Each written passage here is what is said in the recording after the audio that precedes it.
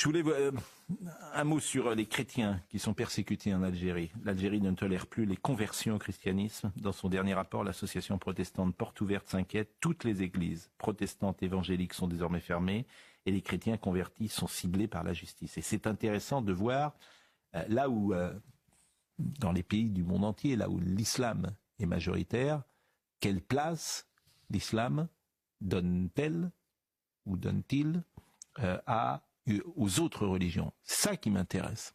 Vous voyez ce sujet, et Richard Millet, qui connaît bien notamment le Liban, pourra nous donner son avis là-dessus. Le constat est sans appel. En Algérie, toutes les églises protestantes évangéliques sont désormais fermées. Des églises constituées majoritairement par des Algériens convertis de l'islam. Une situation que dénonce l'association protestante Portes Ouvertes dans son dernier rapport mondial sur la persécution des chrétiens.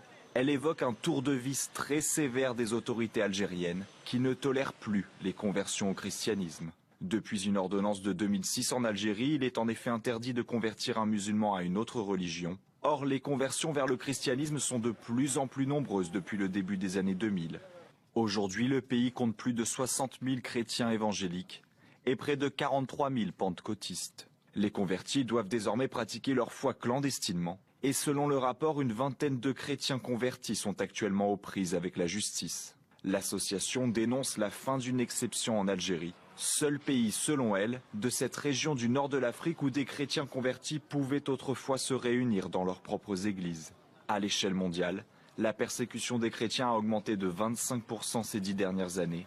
Un chrétien sur 7 serait ainsi persécuté dans le monde.